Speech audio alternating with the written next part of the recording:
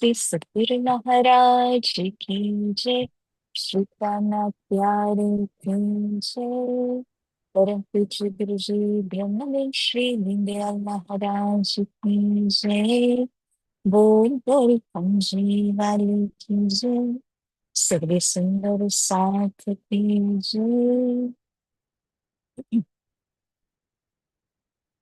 Let's say the prayer.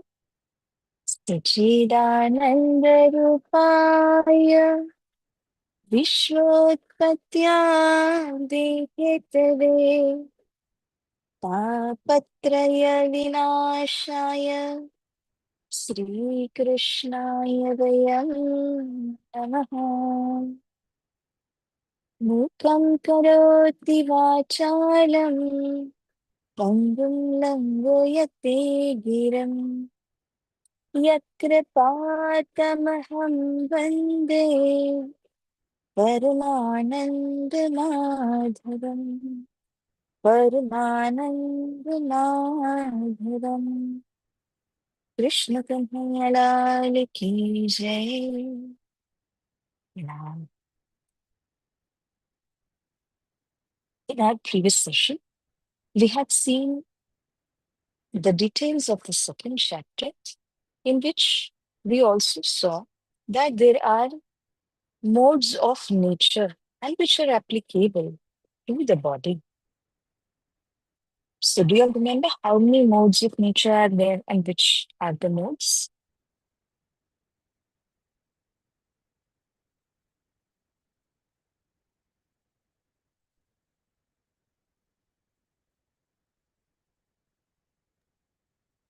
Three gunas.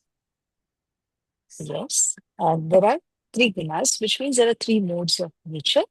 And which are the three modes? Satogun, Rajagun, and Tamagun. And the mode. Okay. And if we were to understand what are the three modes, the first one is the mode of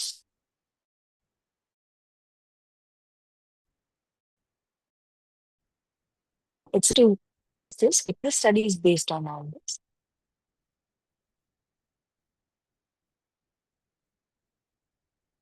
It is the mode of goodness, right?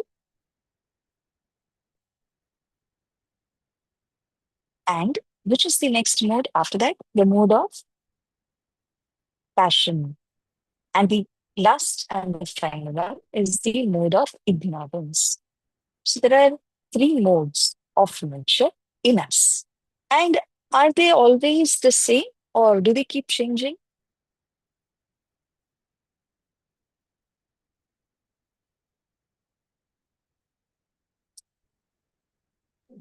Yes, can change them.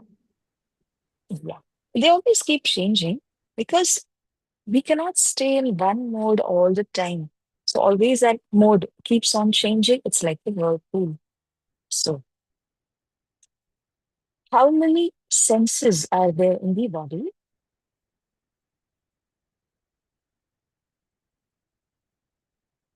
Yes, that's correct. There are five senses.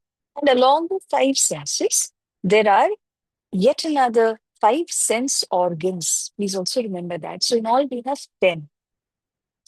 Now, I will very quickly share all the names and I just hope that you all can note it down. I will copy paste it here for you all. Mhm.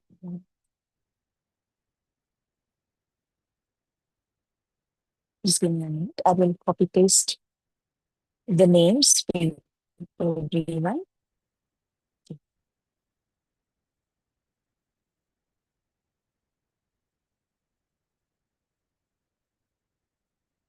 Because this is an important study for all of us. So we should know this.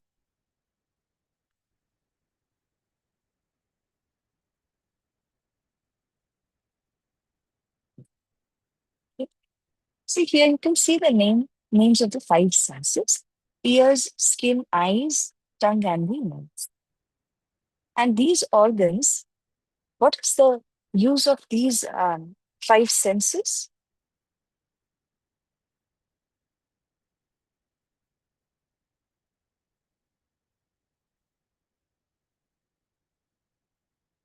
Yes, can I have the answer? Sandy, Ami, Pranay.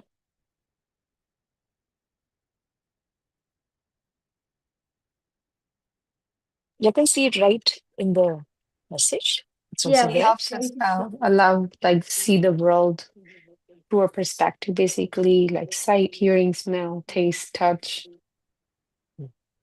Yes. So basically, uh, if you have to just give the purpose of the five senses is that by these five senses, you will be able to perceive the entire world. So you will be able to gain knowledge through the five sense organs. That is the main purpose. Then the five organs of action, as you can see on the screen, that there are five sense organs.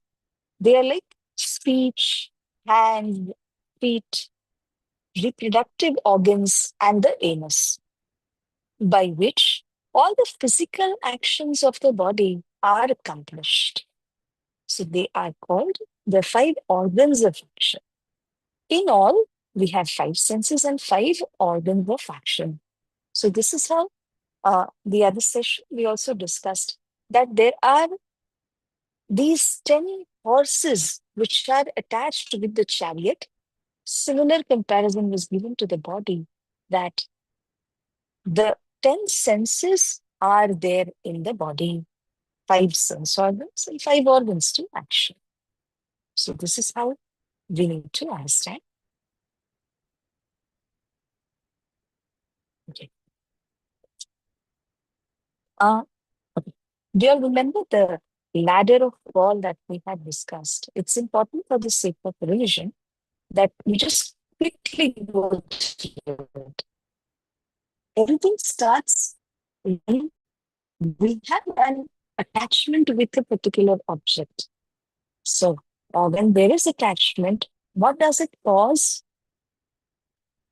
as per the ladder of fall that we have seen?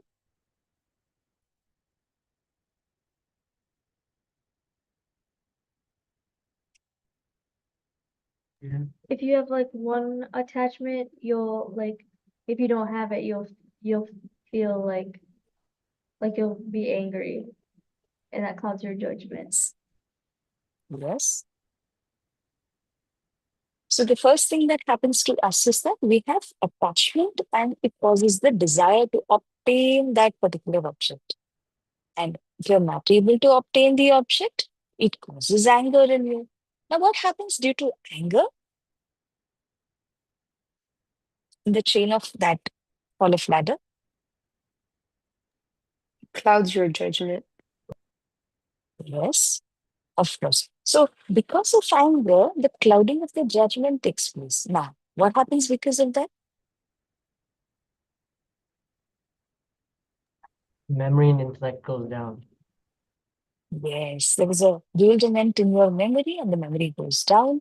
After which, that intellect of us is destroyed. And once the intelligence or the intellect is destroyed, the individual is also ruined. And that is why attachment in the first place, attachment to that extent where you just give your heart into that object and you think that only if I get this, I will be happy. So that causes us to fall down from where we are. So now, ladder of fall like this. There's yet another question which in the previous session also we had touched upon.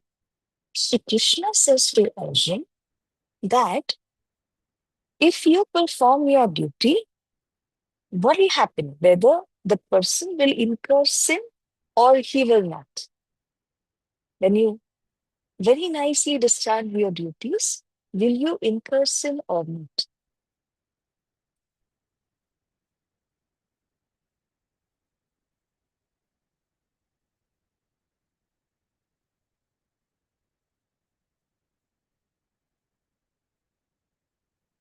Is the question clear? Do you want me to repeat the question?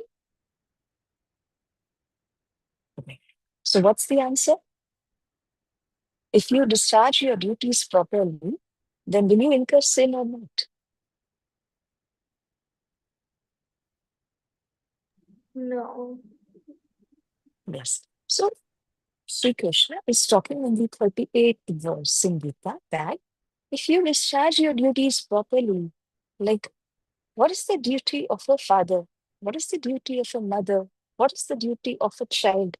If you keep discharging your duties time and again and very perfectly, then there is no chance that you incur sin.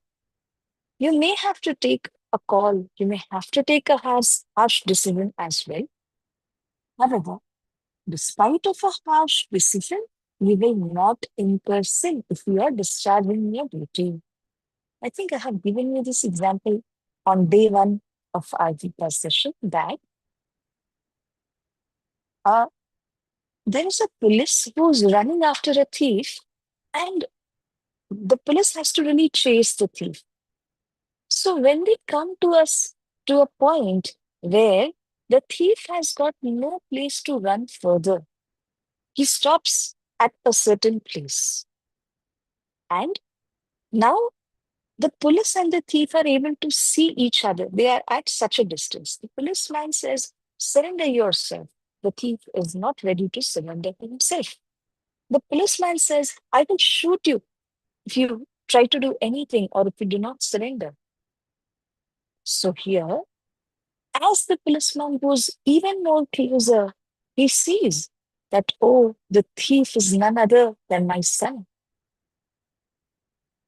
At such a point of time, for a minute, he will be shaken up because he was ready to shoot the thief. But now, as he sees that the thief is none other but my son, he is stopped in a dilemma whether he should shoot his own son or whether he shouldn't. But the moral duty says that being a policeman, the one who has done something wrong should be shot by him. And that is why, if he discharges his duty of shooting the thief, he will not incur any sin because he is in the role of that policeman. So, in this way, Shri Krishna says that whatever duty you are trying to follow, please follow it completely so that following your duties, you will never incur any sin. Up till here, it is clear for you all. Should I proceed? No.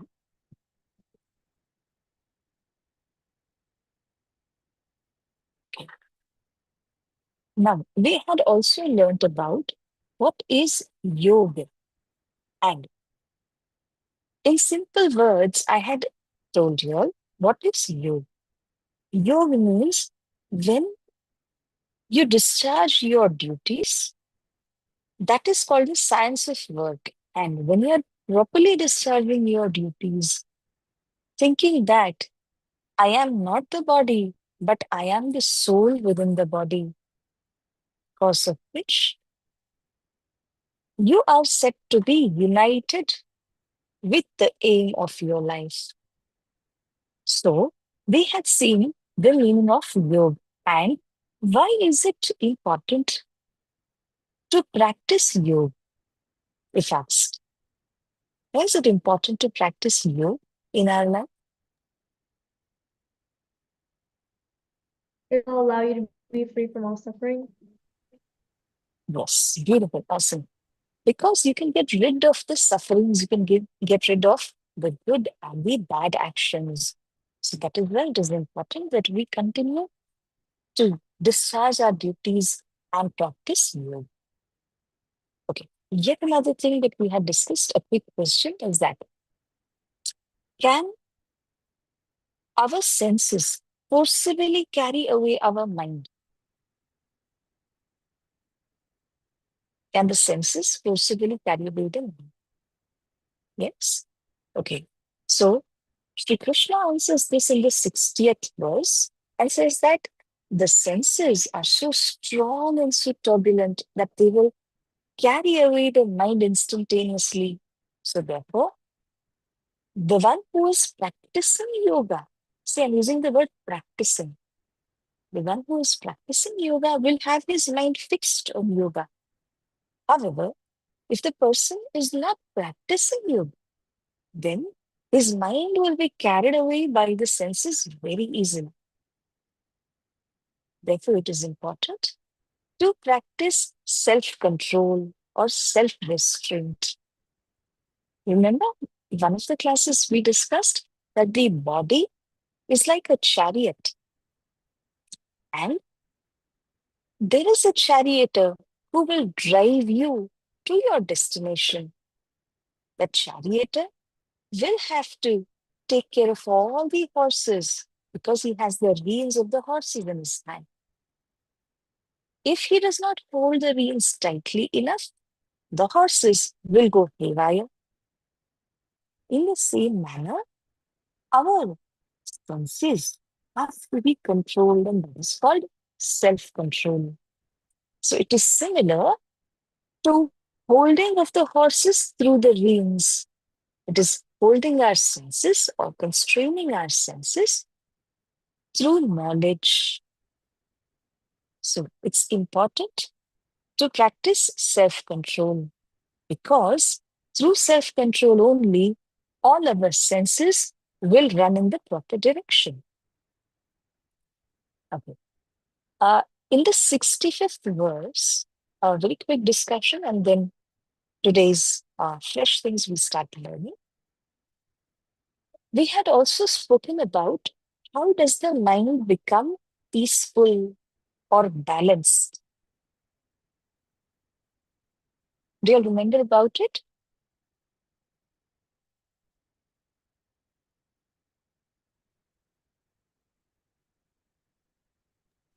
Knowledge. Yes. One of the aspects is knowledge. Beautiful. Yes. You keep your mind attached to Krishna. Yes. That's absolutely fantastic. That when you keep your mind attached to Shri Krishna, that mind has got the knowledge of Shri Krishna. And with that knowledge, with the attachment to Shri Krishna and not to the other worldly objects, that mind will always remain absorbed in Shri Krishna. When the mind remains absorbed in Shri Krishna, it always gets the grace. એના ઉપર શું થાય છે? કૃપા થાય છે. So when it gets the grace of Shri Krishna, automatically that mind will become so calm and so peaceful, isn't it? And with that peaceful mind, the sorrows come to an end. So that's why it is very important that our mind remains absorbed in Shri Krishna. See, up till here, we revised all the points that we had done so far regarding what are the senses, what's the body, the mind, the soul, etc. And the study of all these points comes under Sankhya Yoga. The name is Sankhya Yoga. And now, further, Sri Krishna is explaining to us that what is the bondage of karma or the actions that we perform. So now he says that I will be revealing the yoga of intelligence. It's called Buddhi Yoga. Therefore, under Sankhya Yoga, we learned about the Atma, the mind, the body, etc., the senses. And now that he is taking us a little more deeper and he talks about the yoga of actions or how shall you perform your actions. So he says in the 40th verse that if you perform the yoga of actions, your approach towards your actions, the karmas which you do, will definitely help you to overcome dangers in your life. Because every action that you are performing, you are going to surrender that action to Sri Krishna. That is the main theory. Whatever actions you do, for example, you're a student and if you go to study, or else, let us say, you're a doctor, you're treating your patients. You're a housewife and you take care of your children, your husband, your family. In any scenario, you are going to do your actions that is called karmas. When you do those actions, surrender those actions unto Shri Krishna. That is all about karma yoga. There is a beautiful story behind this. You can just quickly share that story with you. Shri Krishna has got several devotees, and one amongst them is called Narada, whom we also call as Narad Muni, right? So he thought that I am the most important and the most predominant devotees of Sri Krishna. And he just wanted Sri Krishna to admit the same. So he goes to Sri Krishna and he questions him that who is the most predominant devotee you have? Krishna thought for a moment. Narad Muni thought that, now he'll take my name and now he will say that, yes, you are my favorite devotee. However, Sri Krishna said that there is a village, and in that village there is a farmer. He is my favorite devotee. Narad really was hurt that every day and for 24 hours I keep saying the name of Sri Krishna and I keep on saying Narayan, Narayan, Narayan. Yet Sri Krishna says that I am not his favorite devotee, somebody else is his favorite devotee. Who else can remember God so much? So he just went to check that devotee. He happened to be a farmer. And as Naraji goes over there, what does he see? He keeps on observing him day in and day out. He was a simple farmer, illiterate. However, whatever duties he performed, he surrendered all those duties by a prayer to Sri Krishna. During the morning, when he used to leave for work, he would offer his prayers and pranam to Sri Krishna and say, whatever work I'm going to do today is surrendered unto you. In the evening, when he used to come back from the field, again he used to come and pray that whatever work I have done is surrendered unto you, O Krishna. So with this, his duties that he was discharging were being completely surrendered to Sri Krishna. He did it sincerely and left the way, left the rest of the things to happen with the grace of Sri Krishna ji. Therefore, Sri Krishna said that he is my favorite devotee because he was practicing this yoga since years. And he did not have too much of knowledge to understand anything, but he only knew that this is the best way that I can perform my duties. As Narad Muni saw this farmer, he thought it's so special about him. And he went back to Sri Krishna and he said that I have been observing the farmer. He never even says your name. Whereas I keep saying your name, Narayan, Narayan, Narayan. So, what is so special about that person which you do not see in me? Now, Sri Krishna put him on a test and he said that tomorrow morning, in my entire Vaikuntha, you have to do one parikrama. You know, parikrama? When you go to your temple, you offer a parikrama. So he said, but you have to do one parikrama, but the only um, condition is that in your palms, you have to carry oil like this. You're having your palms, you have to carry oil in the palms, and not even a drop should fall down. And you have to do the parikrama. So Narumuni said, it was so easy to do this, right? And as he started doing the parikrama the next day, what happened is the chanting of the name, which was continuous, he used to always say Narayan, Narayan, Narayan. All that stopped. Right? Because his entire attention is upon the oil that it should not fall down. And to make the challenge even more competitive, Sri Krishna purposely asked a few people to take their orchestra system, to take drums, etc., and to play the drums and make the atmosphere very noisy. Now, because of which, Naraji found it even more difficult to concentrate upon the oil, upon his work.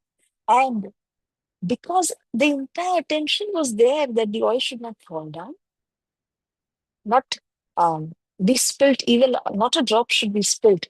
So, because of that, now Narad Muniji, he lost his way completely. And the chanting of the name Narayan Narayan completely stopped. So, immediately then, Naradji comes to Sri Krishna and says that, "Oh Krishna, you were right." He understood what Sri Krishna was trying to explain. That when you are discharging your duties, if your mind is there upon the duties, you may not be able to say the name of the Lord continuously, but by sincerely discharging your part of duties and surrendering them to Sri Krishna, that is the most important thing by which you will be practicing yoga. So, this example was to illustrate the fact that whatever karmas we do, we should surrender it onto Sri Krishna and discharge your duties very, very sincerely. So, that is the main moral that we should understand from this story. Is this part clear for everyone? Any questions, Shilpa? Okay. Now, in the 41st verse of the Bhagavad Gita, Sri Krishna says that you have the right to perform the prescribed duties. However, you do not have the right to expect a particular fruit for your actions. For instance, if there is a doctor and he has been treating his patients over years, and the doctor may think that God should give me so and so fruit for my actions. Krishna says, that is not what you're supposed to expect. Please discharge your duties and leave the rest to me. I am here to decide what fruit am I supposed to give you. And if you expect a certain fruit to be given, then that is a wrong expectation, because the Lord knows what fruit should He give to you and when He should give to you. So there are many people, in fact, all of us, somewhere or the other, we keep on expecting that whatever hard work that I've been putting, or whatever sincere efforts have been putting, all that should be given very good fruits by the Lord. But Shri Krishna says, please only perform your duties, leave the rest to me. My grace will take care of everything. At a certain point, we may think, I will not do anything because God is not giving me the fruits. In that case, Sri Krishna says that you cannot stay inactive. You cannot stay without doing your duties, because it's important to discharge duties even if you are not discharging duties towards anybody else. The first duty is towards your own self, isn't it? If you're if you're hungry, you have to give food to your stomach, to your body. That's also discharging your duty towards the body's. Your mere respiration, which is going on, is also action. It's also a part of karma. So you cannot remain inactive in any case.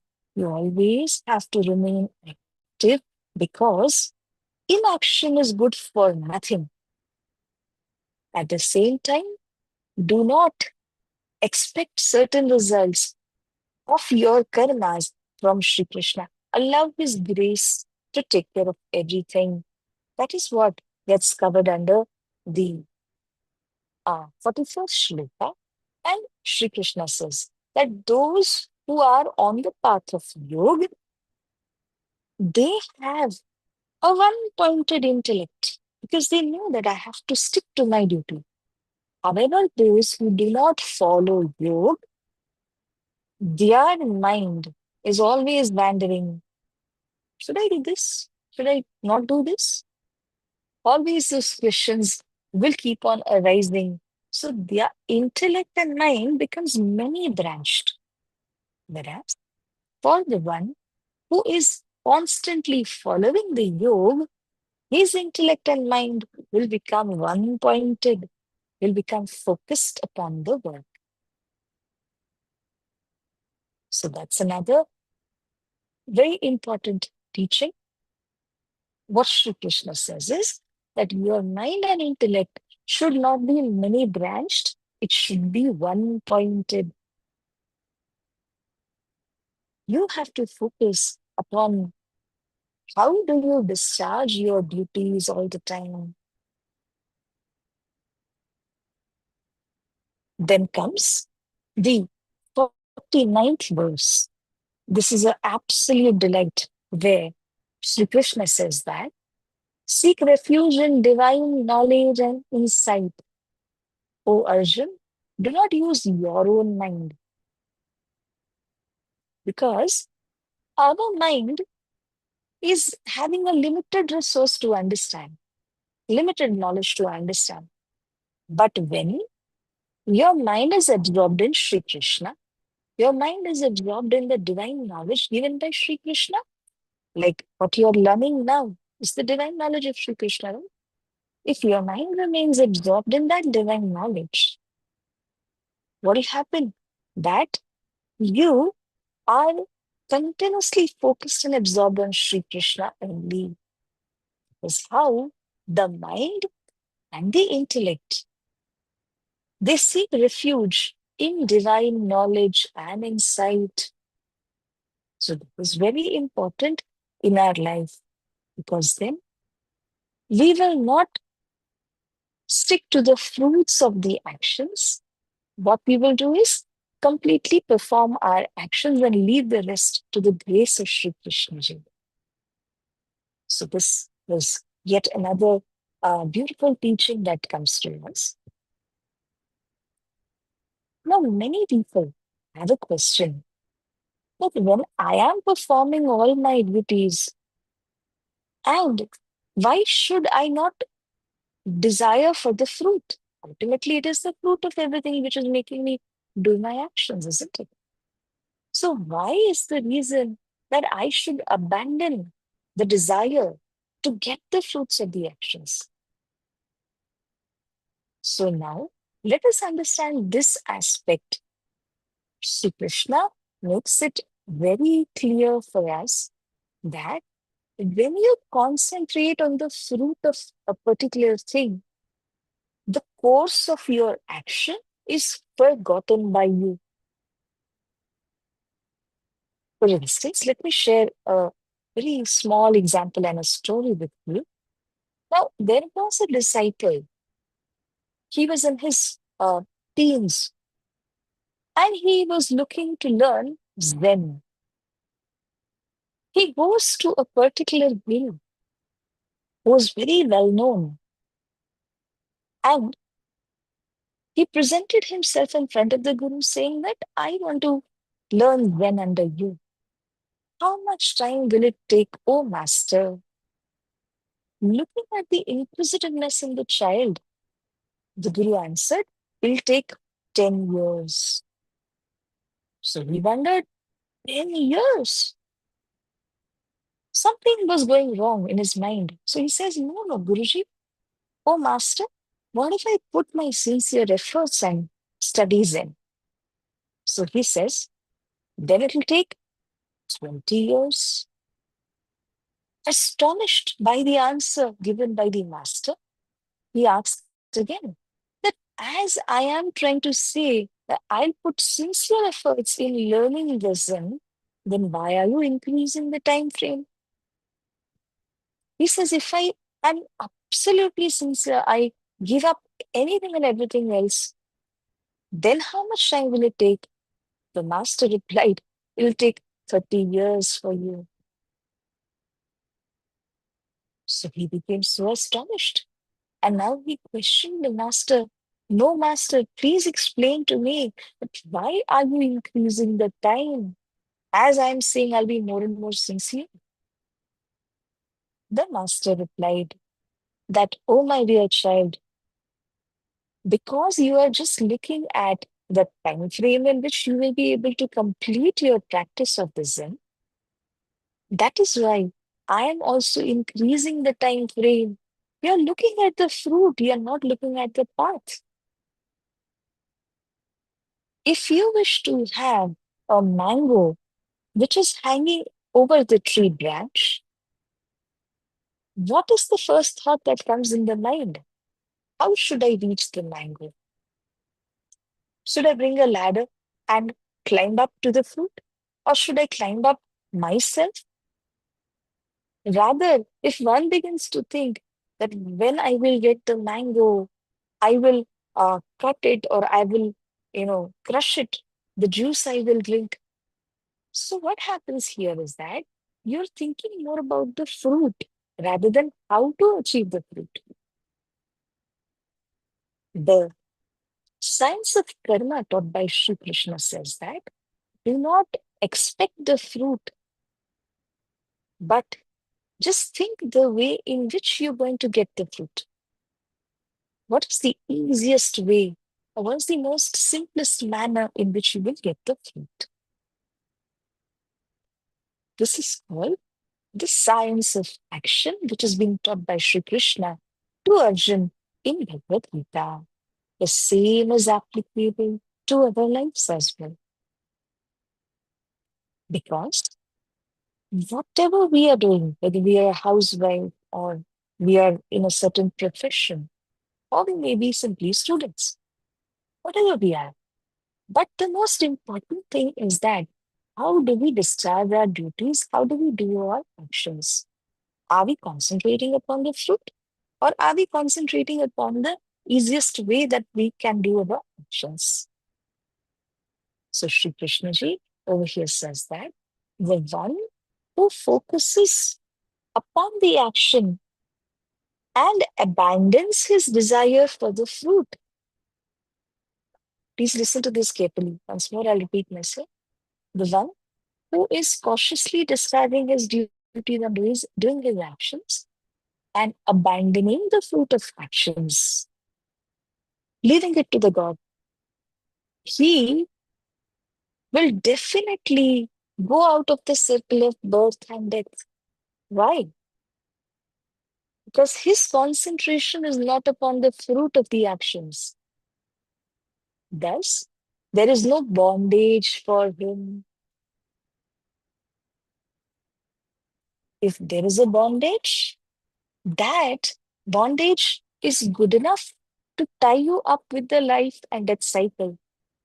But when the bondage is not there, when you are abandoning the fruits of the actions, the bondage is not there.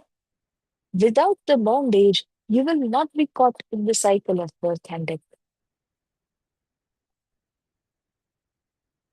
Yes, I hope it makes sense because you're surrendering all the actions, the fruits of the actions to Krishna. Is there any bondage upon you now?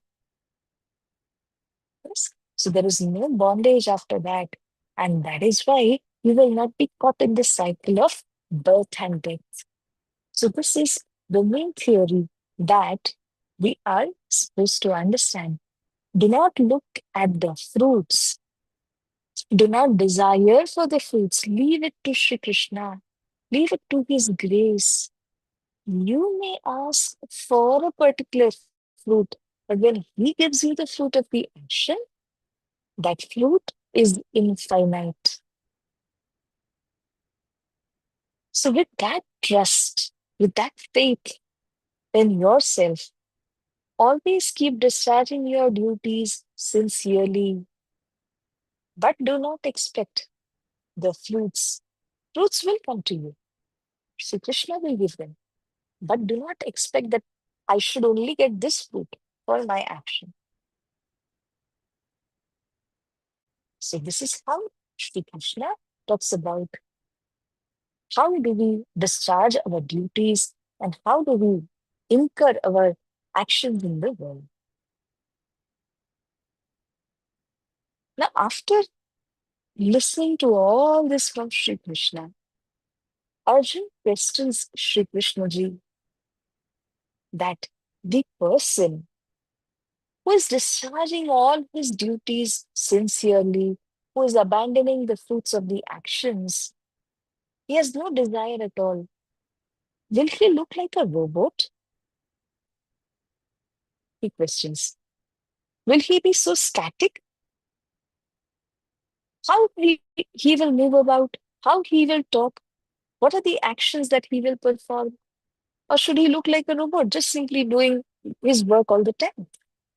So Sri Krishna says that I will give you the characteristics of a person who is only interested in discharging his duties while surrendering the fruits unto me.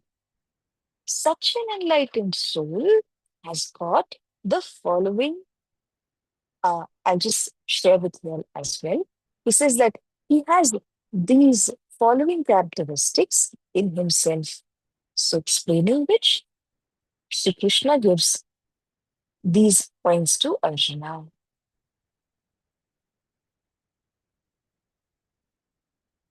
I'm going to share it here.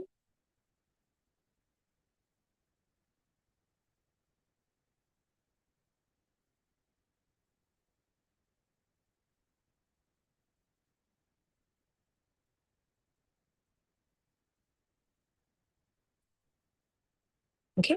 This is from the verse 54.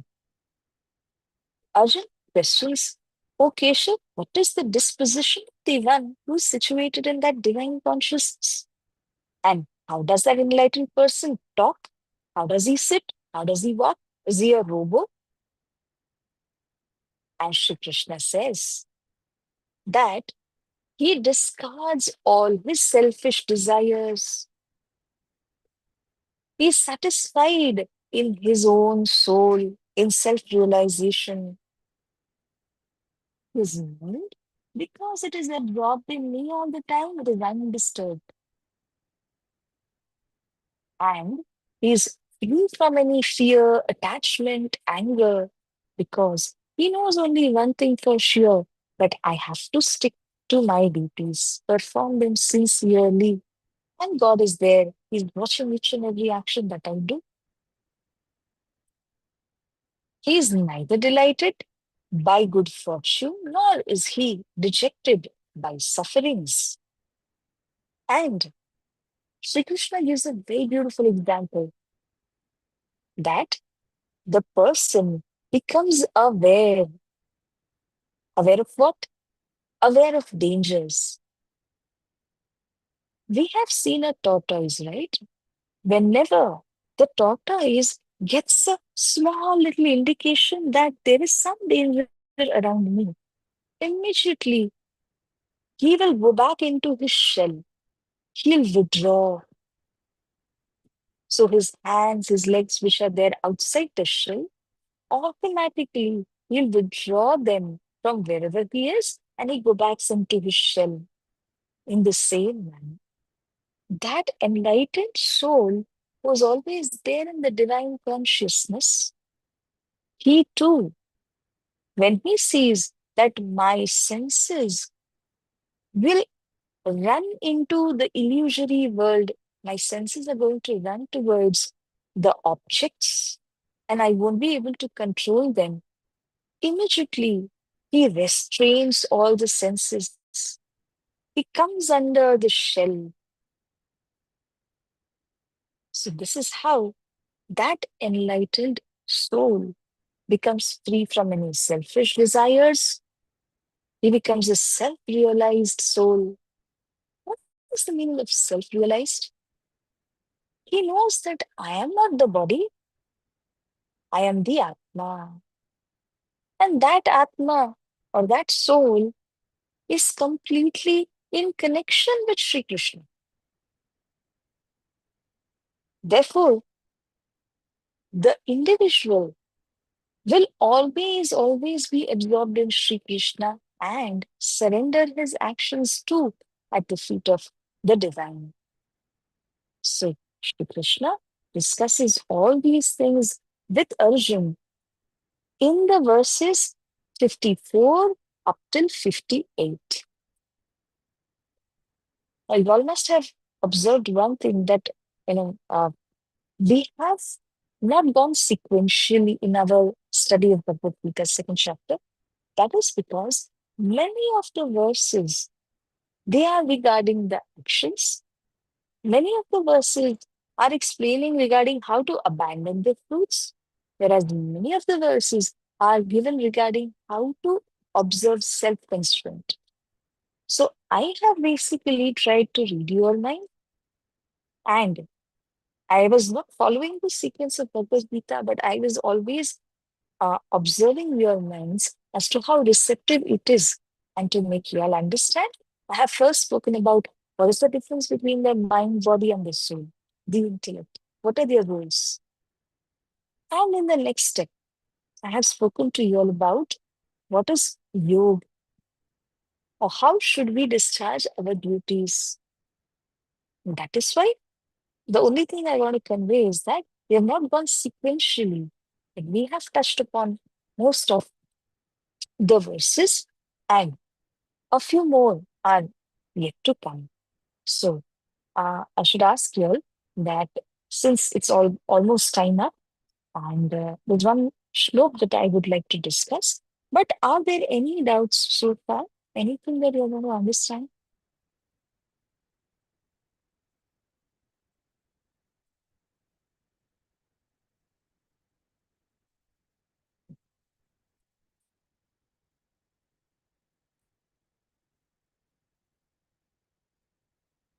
Now I will discuss one beautiful last thing for today's session, and then we conclude.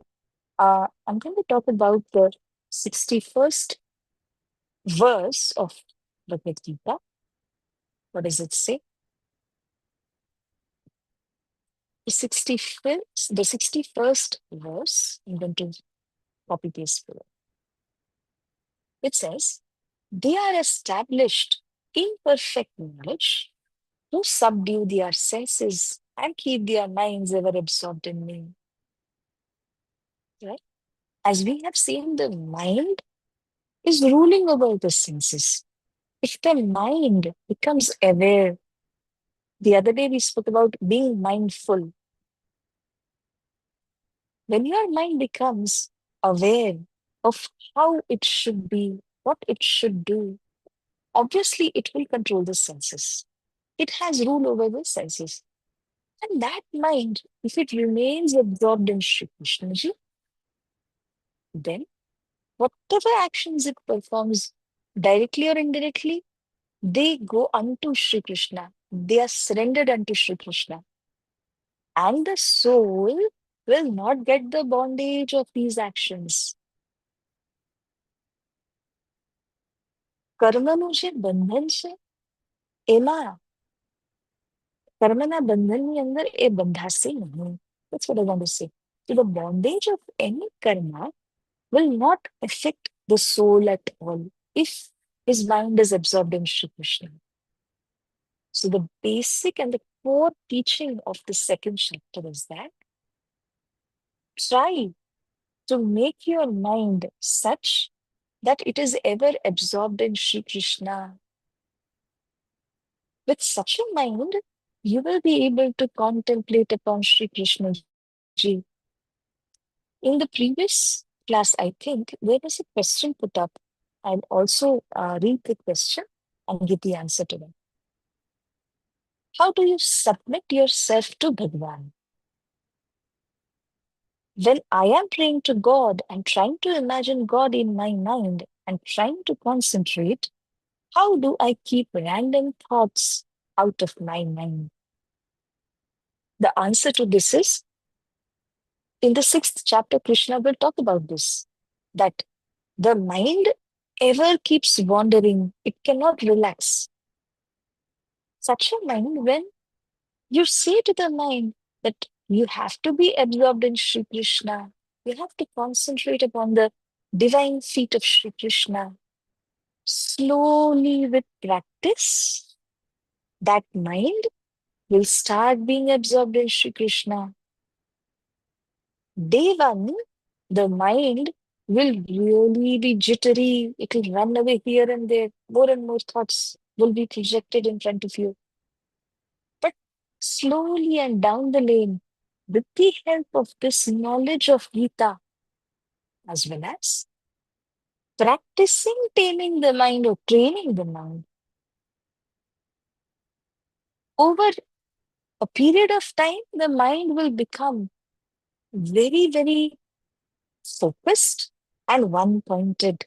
And that is when the thoughts which are being continuously projected by it will definitely come to a halt. So it is a process. You cannot just say a particular thing like a mantra, or there is no magic for controlling the mind. It is a practice. For all those ladies who have been working in the kitchen, just try and remember the day one when you made a chapati, you know, and that chapati would have been haywire, has no shape at all. But over years, every day you are doing the same thing, every day you're doing the same thing. And now if you look at the chapati, yes, it's perfectly round and has a very good texture and everything. So everything is good with the chapati. Why? Because of the practice over years. Similarly, the mind, within a short span of time, it may not become receptive to the knowledge, or it may keep on projecting n number of thoughts. But with time, that mind will settle down and become a divine instrument, mind you. That comes through practice. The mind, when it becomes a divine instrument, nothing can stop the soul from being liberated, because it was the mind who was becoming an enemy for the soul. It was not allowing the soul to become liberated from the cycle of birth and death. So the teachings of Bhagavad Gita says that over a period of time, when you practice training the mind or taming the mind, only then, with the help of the knowledge of Bhagavad Gita, the mind becomes trained enough. It becomes mindful, FUL. And with that mindfulness, you will be able to concentrate upon the Lord, upon Bhagwan. This is the way which has been shown to us in Bhagavad Gita. Any questions regarding this, please ask me if you want it.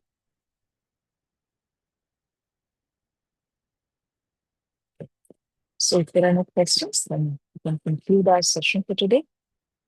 And please keep all these teachings in your mind, because the teachings of Bhagavad Gita are really in depth, but they will change your life to best. So for everyone, those who are attending the session today, or those who may not have been able to attend this session, but please keep following the sessions, because in every session we're going so in depth with the teachings of Bhagavad Gita. It should be really helpful to you all in your life. So with that, I conclude the session for today, and we'll say the prayer.